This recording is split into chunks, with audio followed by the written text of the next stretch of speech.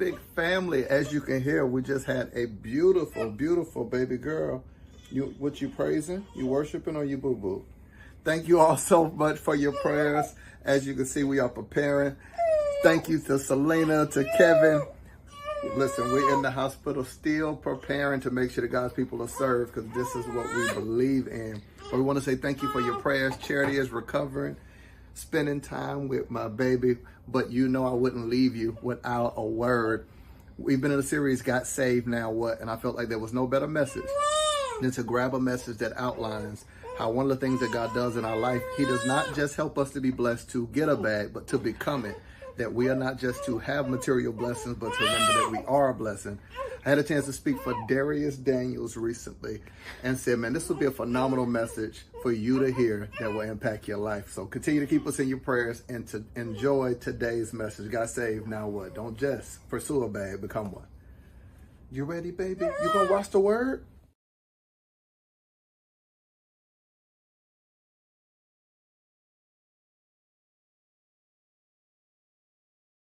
In the marketplace, and he's about to help you get ready. Buckle your seatbelt. Hopefully you haven't been disappointed with any presenter yet. Well, that's not going to happen now.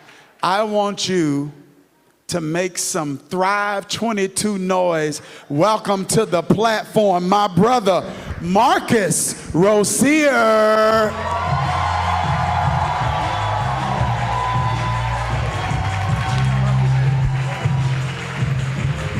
What's up, family?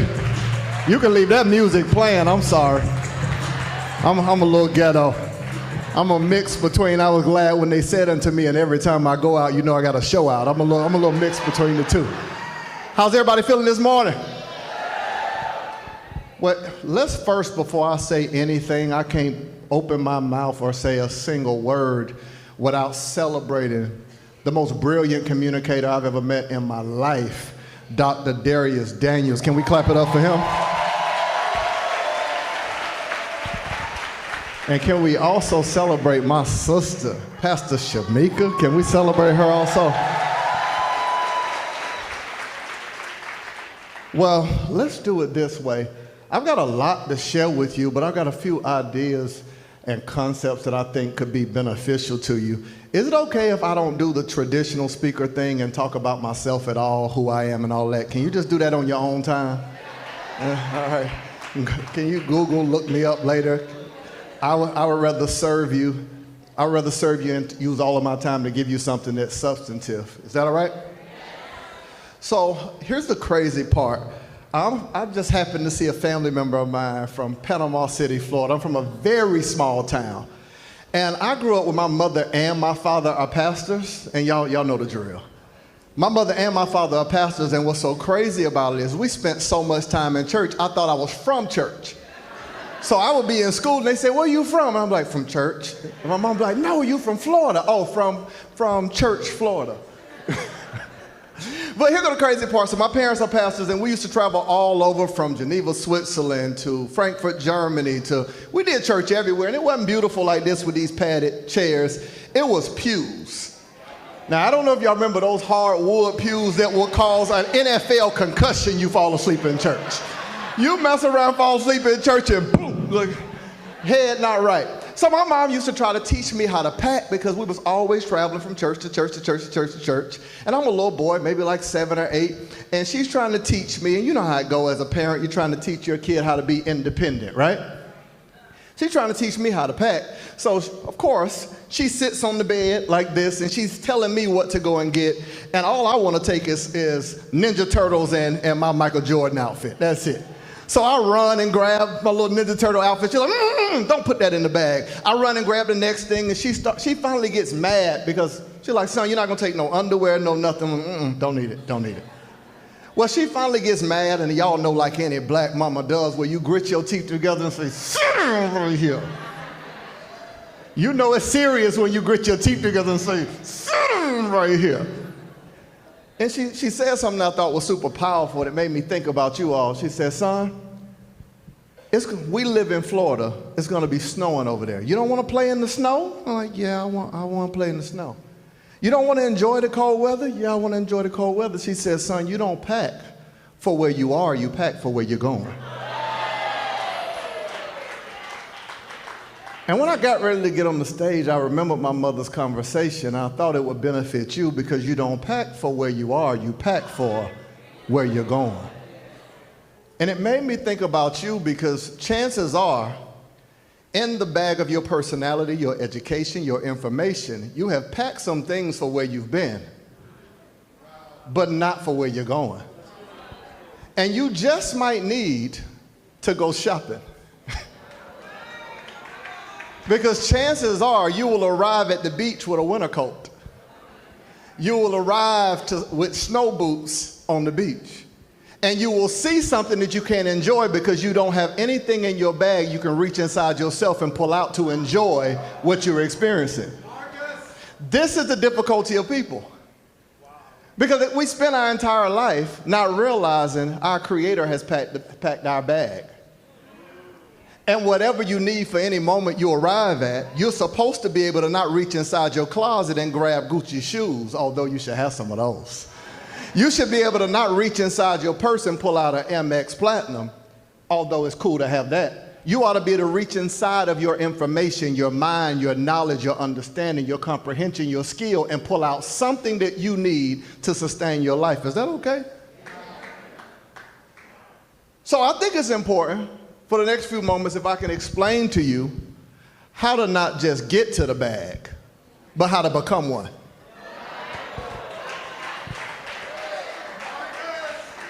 How do you become the resource that every room you walk into, if they hire somebody else, they hire it wrong? If they pay somebody else, they wasted their money. If they choose somebody else, they chose wrong. You're the best at what you do. Can you say it with me? If they hire somebody else, they hire it wrong.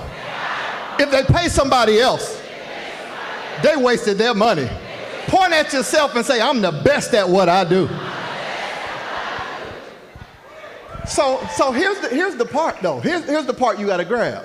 When you get to a place that you are not just pursuing a bag, but you become one, when you package your knowledge and become a knowledgepreneur, you selling to people is an IQ test. Right. It's an IQ test. Are you smart enough to see that I'm the answer to your question and pay me for it? It's not marketing, it's not sales. You're in pain, I have the solution. Are you smart enough to pay for it? When you package and become the bag, you know you want it, come pay for it. You know you need it. Can I go a little heavier with this and just talk, before I talk about becoming the bag, just a little business really quick? See, here's what always shocks me about people. Let's just say, I'm gonna use a woman example. You were wearing heels and you realize that your ankle swells every time you wear them. Oh, I'm just giving an example. It's an example. Hyperbole at best. And the doctor says, ma'am, now we got 3 options for you. We can get you a pill. It's not going to alleviate it, but it's gonna allow you to subsidize the discomfort. That's number 1. Number 2, he said, well, we can do therapy. It's not going to resolve the issue, but I'm going to teach you how to position your foot to walk in them and you'll still experience swelling. Or we can do surgery. And it'll alleviate it altogether and you can enjoy your life. Temporary discomfort, but you'll be okay forever. How much the pain pill costs? How much the therapy costs? This is how we make buying decisions. We buy pain pills knowing it won't solve our problem. Free webinar with no intention to buy. Won't solve the problem, just store more information. Surgery. Just keep showing up to get in the room, but never let the room get into you. Oh, okay, let me move, okay. I gotta move. So, can I give you a few personal development things of how to become the bag? Thank you so much. So, a couple of things you're gonna need to write notes. First thing you're gonna need to do if you want to become the bag, you wanna become the resource that people need. That when you connect with other people, their lives are made better. The only number that can be attached to another number and doesn't increase in value is a 0. So when we're doing addition, if you enter someone's life and you say, I just want to be in the room, and you're not looking to improve, but just be around people that are pursuing improvement, not saying anything negative, that means we are the zero attached to the person. That means their value remains the same, but yours doesn't increase either. But God deals in multiplication, doesn't he? So when a zero is attached to another number in multiplication, the number is reduced to the zero. So a person could be at 100, and if they attach to you in God's multiplication, we drag their value down. Are y'all hearing what I'm saying? What I love about God, Matthew 6:33, seek ye first the kingdom of God and his righteousness, and all things will be added. The promise of the kingdom is God plus anything equals more, and all things will be added. So if you're like God, you plus anything should equal more. If you are around someone and don't increase the value, you are not walking in your God likeness. Because seek ye first the kingdom and all things will be added. God plus anything equals more. You plus anything or anyone should equal more. You should increase the sum total of every room you enter into if you are functioning in your God identity. All right, so how do I become the bag? Okay, inside voice, Marcus, inside voice. How do I become the bag? Number one, write this down, fire your boss. Now, I'm not talking about your job, because I don't think that every person should be an entrepreneur or solopreneur. That is not my idea. Don't believe the hype on the internet when they say you making somebody else rich. No, you're keeping yourself from being poor. Come on. So when I say fire your boss, I am talking about you don't run your life, your habits do. How do I know this? Have you ever woke up in the morning and you wrote a to-do list and said, okay, so I'm going to do this, and I'm going to do this, and I'm going to do this, and I'm going to do this? Is that just me? But then you lay down at night and you realize you didn't do this, and you didn't do this, and you didn't do this. How could you tell you're going to do something and not be able to keep your word to yourself? How could you give yourself a word and not keep your word to you, but be mad when somebody don't keep their word? Anytime you give yourself a promise to you and can't keep it, and nothing externally happens, it wasn't COVID 17, 18, 19, 20, 21, or 22. Nothing externally happened. It wasn't an accident. Power wasn't out. It wasn't a storm. Nothing internally happened. You didn't feel sick, headache, nauseous. So if nothing externally happens to stop you, and nothing internally happens to stop you, and you give yourself a promise that you're going to do something and don't do it, that is an area of your life that lacks personal development. It tells you this is an area of my life that my bad habits has become the boss. Ooh, did you get that? The first area of personal development is building self-trust. Can I give myself a promise and fulfill it? Can I tell myself to do something and direct my life to actually do it? What you're trying to do is have internal integrity. Do I trust me? You do realize you lose trust in yourself when you keep promising you something that never happens. I'm going to get up in the morning at 6 a.m. And your body like, bro, we don't wake up that early. We don't. You already know we got at least 6 snooze in us. Why is it so important when I say fire your boss? Because when you start looking at your life and you say, okay, I promised myself this by 2022, and nothing externally stopped you, nothing internally stopped you, it wasn't the devil. It was a habit of pledging your allegiance to the nation of procrast.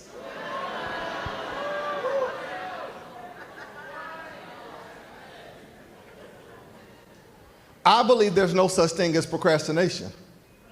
I believe that you just don't have a high enough penalty or reward to move forward. Because if the reward is great enough, you move. If the penalty is great enough, you move. Procrastination does not exist. You just mentally have not confirmed and connected to a high enough penalty or reward. I can't get up early. If they say they'll fire you, you will. I can't stop eating it. Okay, move on. Do you hear why I say fire your boss? Because there's a habit that is making you out to be a liar. Because most people wake up in the morning and write affirmations while their actions make it a lie. Okay, back it up. I'm blessed in the city, blessed in the field, blessed when we come, blessed going in. Okay, going out, right? These are affirmations. These are scriptures. But our actions have to align with it. Okay, very quick. Let's just coming around the mountain. Well, here we come. One of the terms used to describe God is be ye holy, for I am holy, right? Holiness. Holiness is not clothing. It is not ideas. It is integration. It deals with the word integration, that God is integrated within himself, that what he thinks, what he says, and what he does is integrated. Holiness is integration. The way that we become like God is to fire the boss of our bad habits, and we have integration between what we say, what we think, and what we do. Yeah. If you are outside of integration, you ain't running your life. Your habits are. Wow. Anybody ready to fire their boss? Why is it important to fire your boss if you're gonna generate revenue and become the bag? Because, Dr. Darius, here's what happens. I've got to trust me so much and trust my process so much that I can make a promise to perfect strangers on the internet and know that I can keep it. In your business, you are going to, in your marketing, make a promise to people that you don't know. And whoever picks up on that promise and pays you, you got to trust you and your process enough to know I won't be a liar. Which means before I can promise strangers on the internet, I first got to fire my boss and see, can I keep a promise to myself? All right, number two, after you fire your boss, the number two thing you're going to do is you're going to hire a handful of habits. Fire your boss, that's first. We're going to get bad habits out of the way. Number two, we're going to hire a handful of habits. Just a handful. Why? Because I'd be lying to myself to say that I'm going to do all these things. But I'm going to grab about one or two things that I can make a promise to me that I'm probably going to get that wrong. I'm probably not going, I love you, wife, but I'm probably not going to be the most patient person. I'm going to try. But a handful of habits is where you grab the things that are connected to the goal that you want and you say, I'm just not going to mess this up. One or two things that you are certain of, I won't screw this up, I won't mess this up, I'll be consistent with this. Does that make sense? One of the habits that I think everybody should have if we're going to move our lives forward and be extremely successful in life is a singular focus. So you ever notice that a lion tamer tames a lion with a stool and not a stick? With a stool and not a stick. A lion tamer tames a lion with a stool and not a stick. Why? Because the lion, king of the jungle, one of the strongest animals, in order for him to pounce and attack, needs focus. So by using a stool, it paralyzes the strength of the lion because it cannot focus. So every time, the lion cannot get enough strength to pounce and attack because it does not have a focus. So the lion tamer realized if I use a stick, the lion can focus, but if I use a stool, the lion is always in a state of hesitation, in a state of procrastination, in a state of, I'm about to, I want to.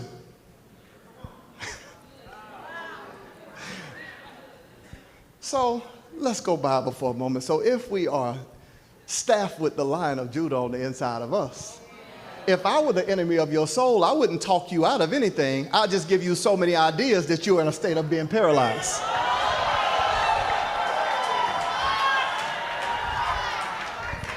I just keep dropping more ideas.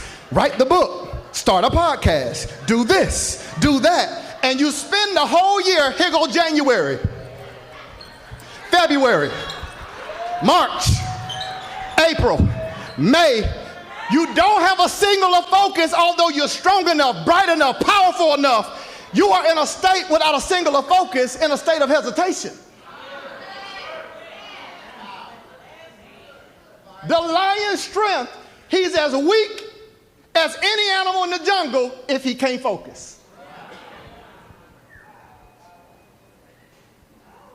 Gifts and callings are without repentance. So the enemy can't take your gifts, but he hides it underneath your insecurities. It leaves you in a state of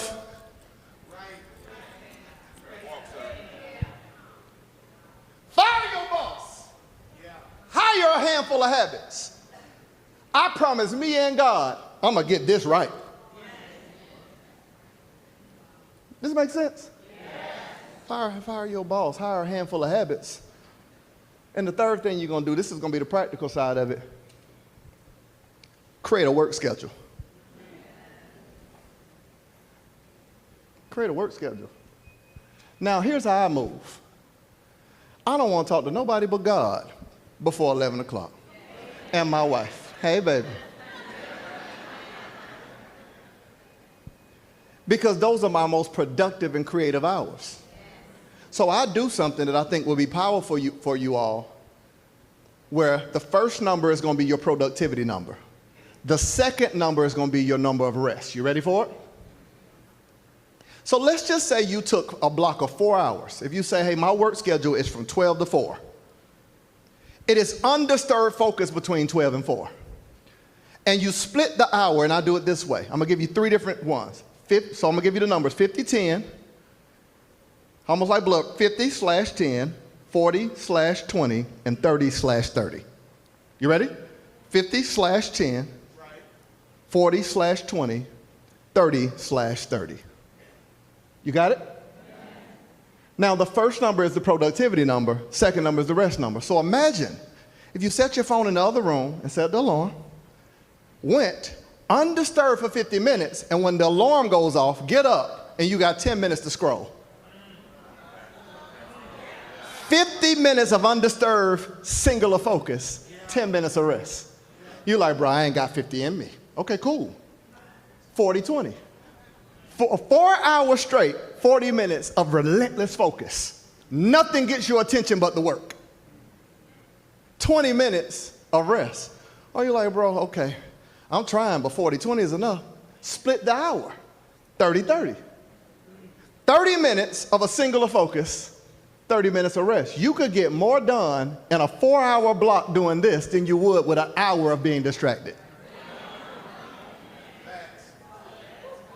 So if you successfully spot the habit that makes you lie to you, hire the handful of habits, and create a schedule, how different would your life look 90 days from now?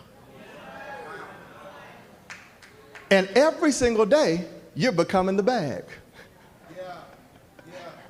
Because you would have now begun to shop and find things within yourself. Okay, back to the beginning. I began to talk to y'all about my mama and daddy, right?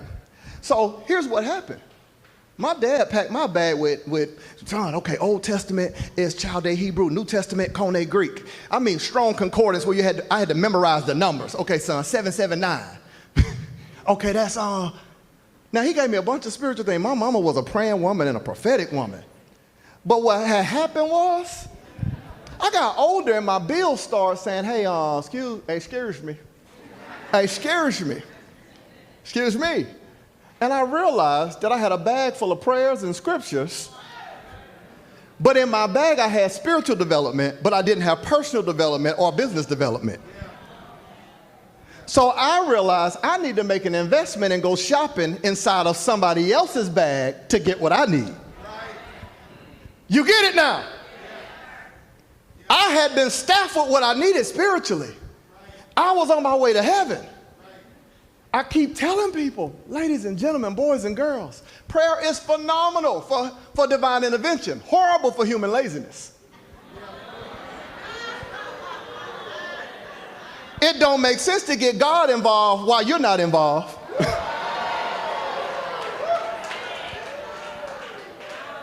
The old church, Father, stop by the hospital. What you gonna be doing when God go there? And Father, I say, go by the courtroom. And where you gonna be? And Father, I say, add a 0 to the bank account. Okay, and what you gonna do?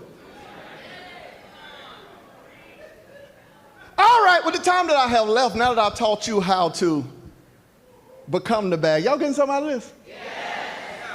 Now that I've taught you how to become the bag, I'm telling you, my parents, they did a phenomenal job.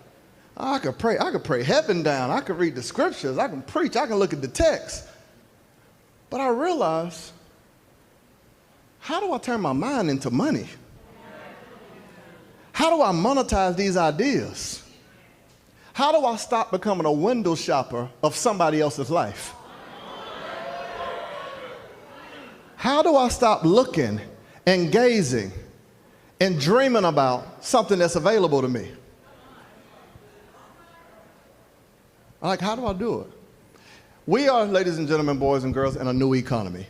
I'm not sure if you're familiar or not. And this is why I love Dr. Dharius Daniels, because he has a sixth sense of where God is moving.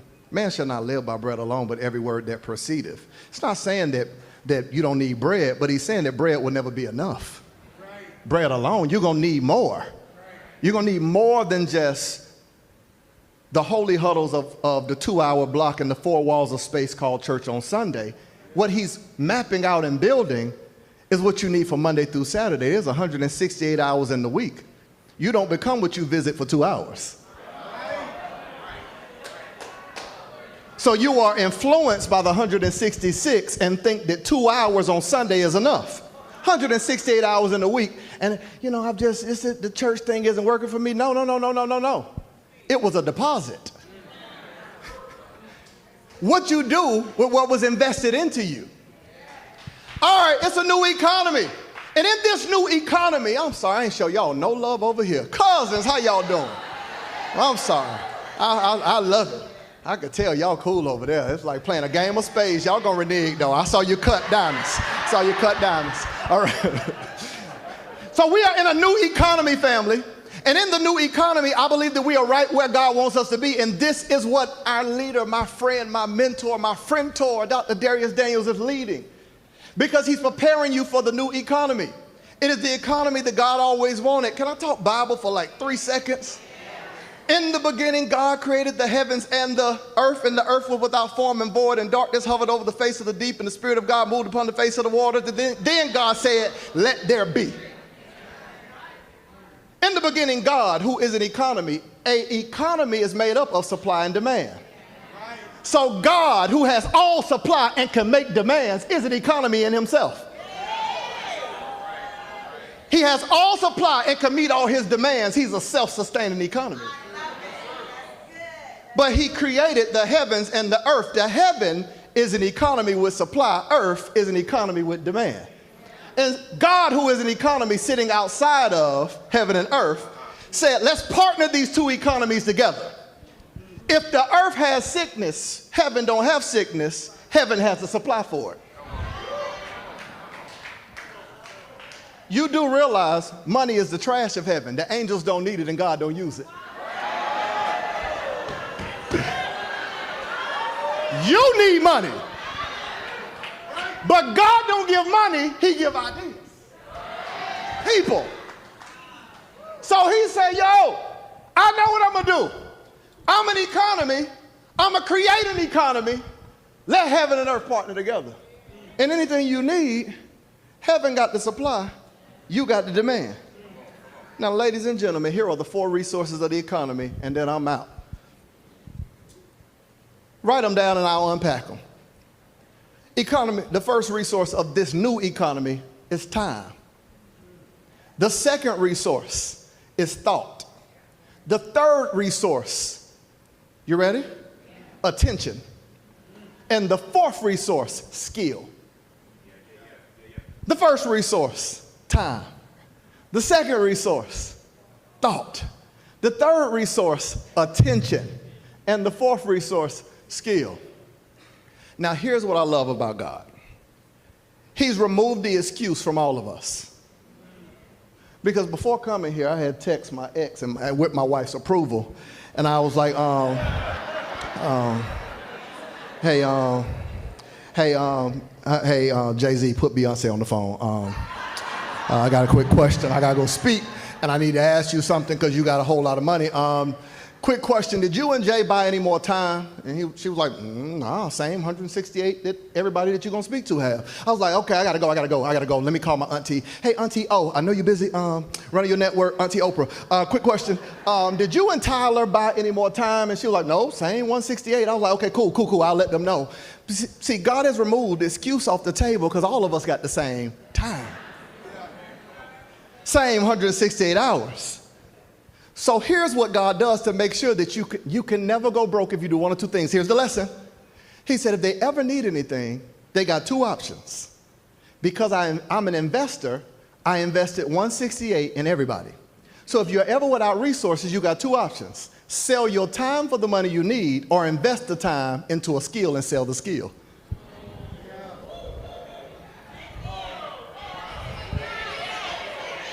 If they ever need money in this new economy, I'm an investor. I gave them all 168 hours. Tell them to sell 40 hours for the money they need printed on a paycheck. Use the 128 to invest into a skill so they can buy back the 40 they sold.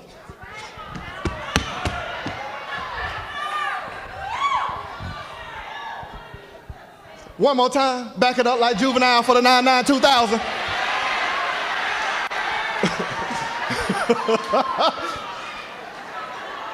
168 hours in a week. You got two options. Sell the time for the money you need, or invest the time into a skill and sell the skill. But where'd you get the time from? God. So we around here asking God for things that heaven and God don't provide, money.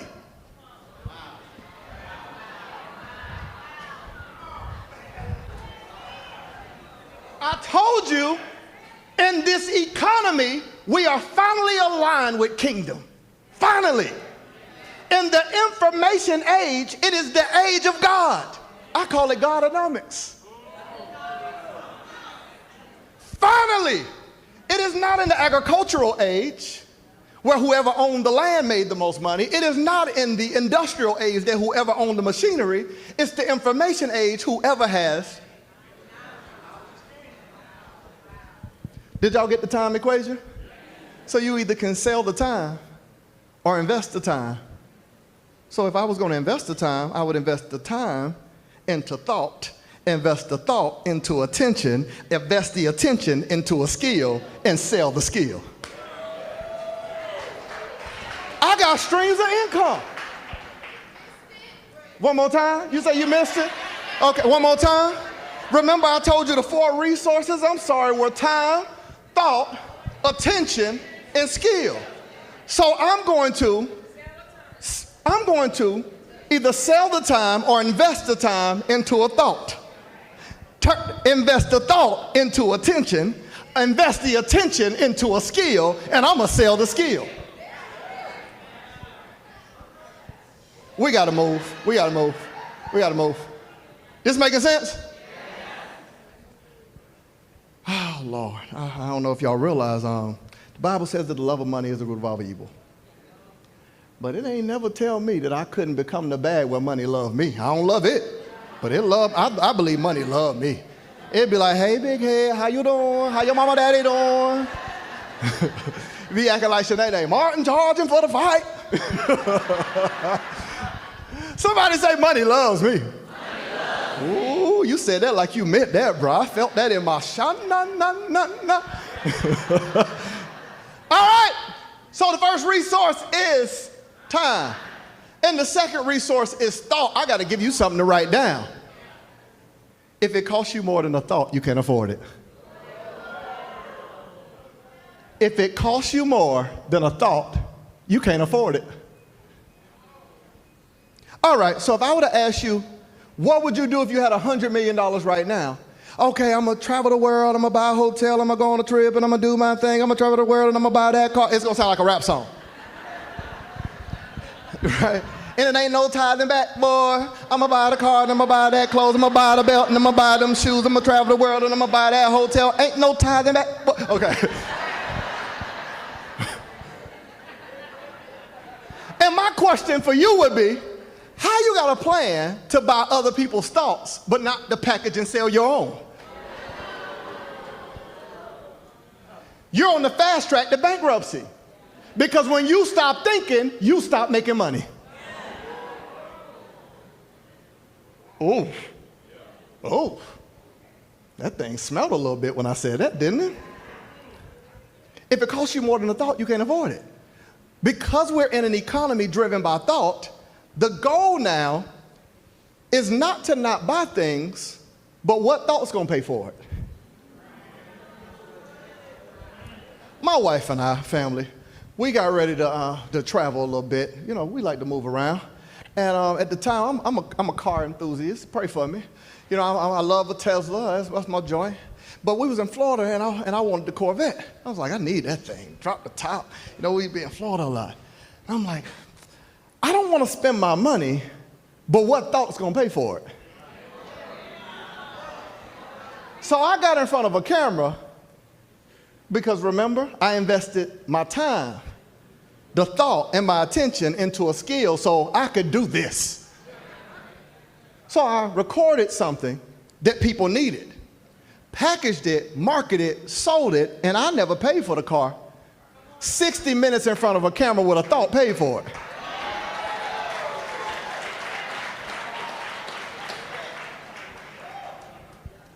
When I decided I'm mentally unemployable.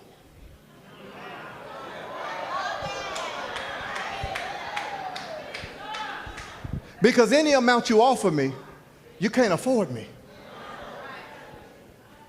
I realized that my worth is tied to this new economy.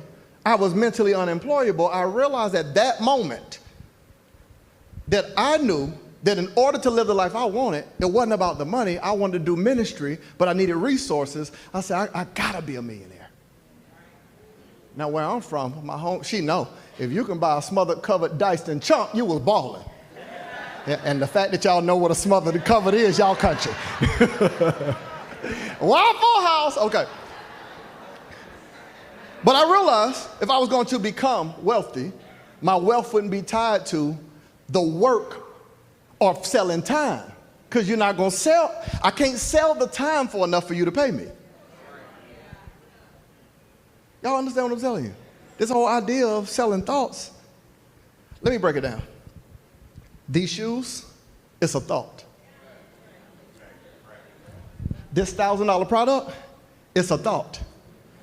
The plane you fly on, the car that you drive in, the hotel you stay in is a thought. The clothes that you wear, the places you go, the shows you pay to sit front row at are thoughts.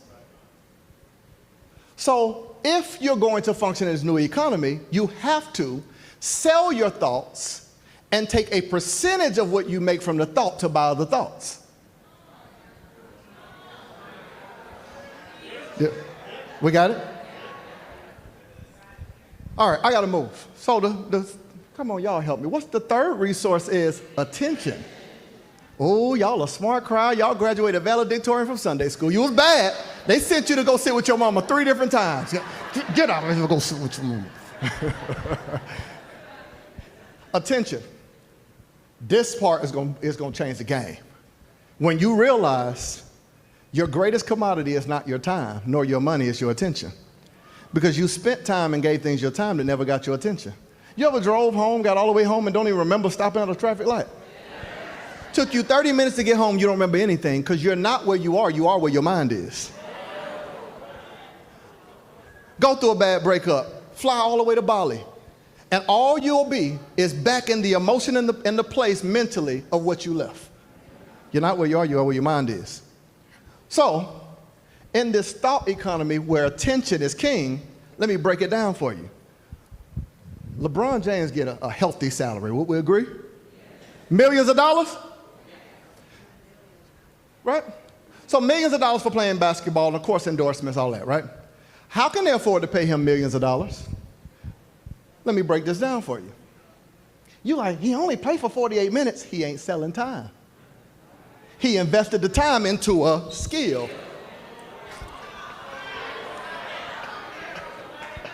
Oh, this is good.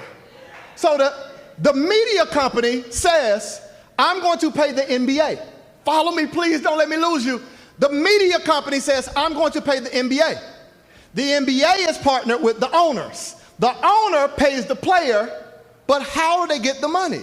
Because the media company says, I will pay you because if LeBron plays, the people will sit and watch and we can monetize their attention.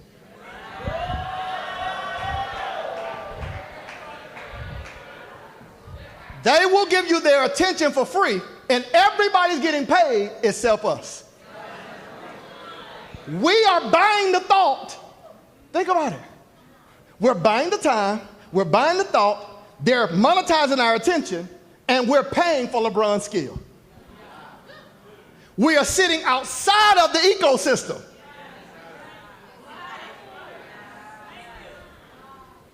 Oh, I hope y'all get this.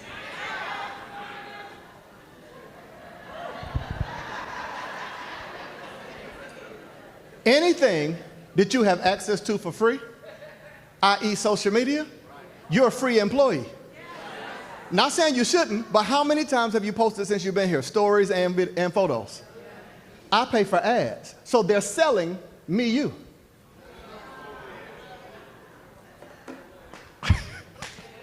You get it for free. I pay for it to get your attention. The thing you freely give away, they're monetizing. This is the new economy. So now the goal is, how do I learn how to start monetizing the attention of others? You do realize when you sitting on them reels and you sitting there, baby, hey, call me back, I'm studying my lines. You're trying to learn the reels. Hey, call me back, I'm trying to study my lines, Trey. I'm trying to, okay. You do realize that social media gets all of us to work for free. You know who our competition is in business? Social media. Let me break this down. This is going to be the game changer for you. This is why you need i3. I promise you. Social media's job is to keep you on the platform. So they want you to post photos, videos, and then you say, well, man, my reach has shortened. And man, I used to post and everybody would like it, see it, now they don't even see your stuff, correct? In order for them to buy from you, they have to leave social media and click the link in your. Now, social media gets paid by keeping people on the platform. You get paid by getting people to leave the platform. You're in competition with their business model. Why would I let you keep sending people away from the platform where we're monetizing their attention?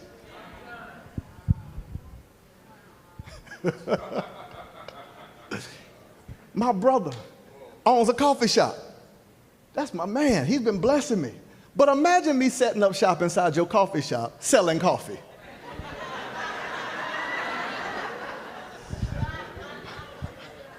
First thing he gonna do, stop playing. Then he go, okay, bro. By the third one, it's gonna be nuck if you buck right, nuck if You get what I'm saying? When Instagram started, they didn't know of a such thing known as an influencer. Their business model was not ready for what we became. They didn't build the platform knowing that we would be knowledgepreneurs and sell our knowledge, our information. They're like, how are they learning about this new economy we're profiting off of? How are they learning to invest time, thought, attention into a skill and sell the skill? We got to change the algorithm.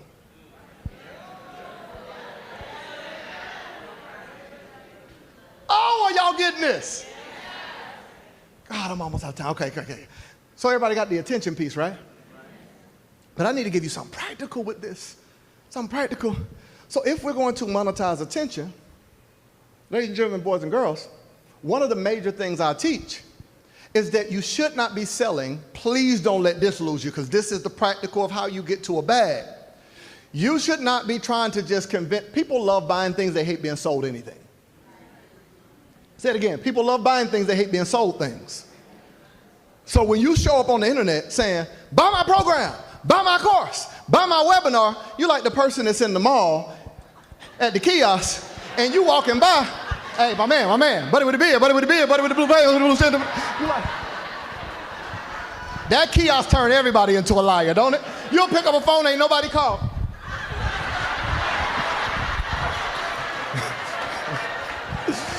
ain't rang all day. Hey, my man, when I come back. Oh,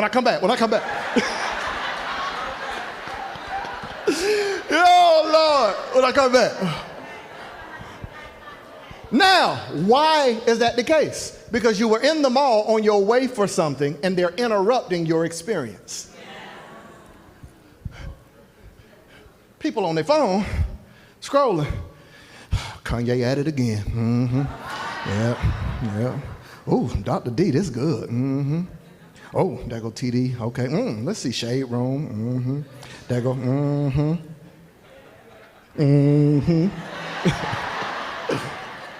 And then in the middle of they scroll, here you come. Hi, so it all started when I launched my business and I realized that people just like you wanted to be able to sell products and services.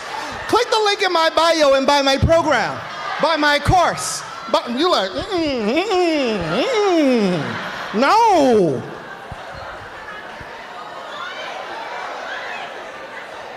You're interrupting their experience because you're trying to sell them something instead of serving them with what you can potentially sell.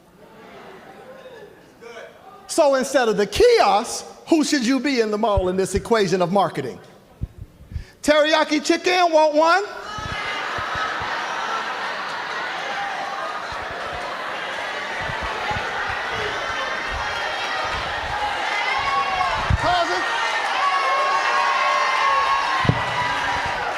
Now, you walking through the mall. Yeah, baby, you want anything from Chick-fil-A? I'm finna go to Chick-fil-A real quick. Yeah, I'm gonna grab, what you want, the number one chicken sandwich? Teriyaki chicken, want one? Hey, hold on, baby. Let me taste one of them. Let me taste the orange chicken too. Can I do the teriyaki and the orange? Yeah, 2 meats, rice, and side.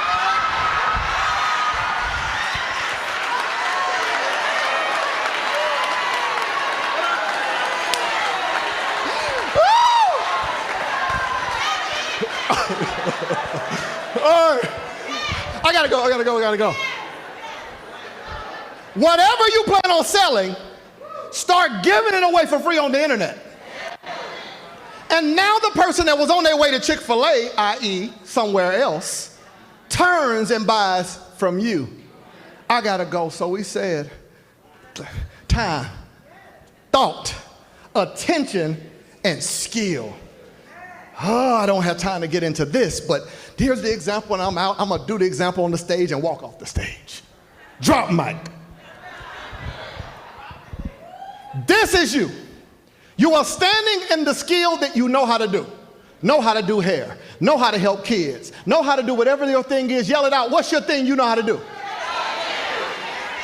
That. So you know how to do that, so you're here. But here's the issue. You know how to do what you do, but you don't know how to market what you do, so you can't get more customers. So you're here, but marketing is here. Then you're like, well, man, I just don't know how to close the sale, so sales is here. I don't know how to price my product, so pricing is here. I don't know how to create content, so content is here. Now, you're still all the way back here, standing in your skill, but it's a whole line of skills you don't have yet. I don't know how to market. I don't know how to sell. I don't know how to create content. I don't know how to run ads. I don't know how to get a site. I don't know how to get customers. I don't know how to do operations. I don't know how to create a course. I don't know how to get an audience. The only way to get from all the way over there to all the way over here is to invest in a skill. Are y'all getting this? See, some of you might have heard someone say, hey, sign up for this, and you're like, they just want to take from me. How? Because you assume that your skill will generate revenue, but you don't realize there's a whole line of other skills that you're missing. I was a speaker who wrote books. I knew how to speak, but I didn't know how to get on more stages. And here's the crazy part. You don't realize there's a hole in your pocket. Because for every day you don't invest in the skills, you lose money. It's not easy to get customers anymore on social media, which means it took you this long to figure out you need it, but now it costs more. But what if you invested in a skill years ago? If you had something to sell for $1,000, times 365 mean last year you lost $365,000. Times 2 over 700,000. Times 3 over $1 million.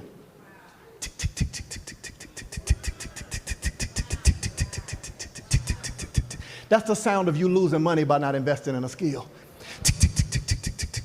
Every second and every minute that you don't invest, you're losing money. You're losing money. I don't know. It costs you too much not to know in the information age. The ignorance tax. What don't I know? And if I knew it, I would make more, have more, become more. If you know it, I'll gladly pay you. Thank y'all so much for having me. I'm Marcus Y. Rhodes.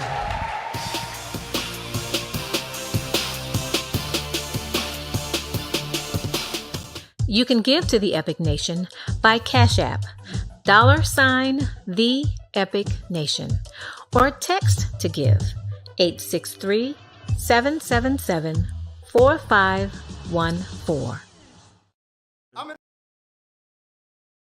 I'm in the right place. I'm in the right place. At the right time. At the right time.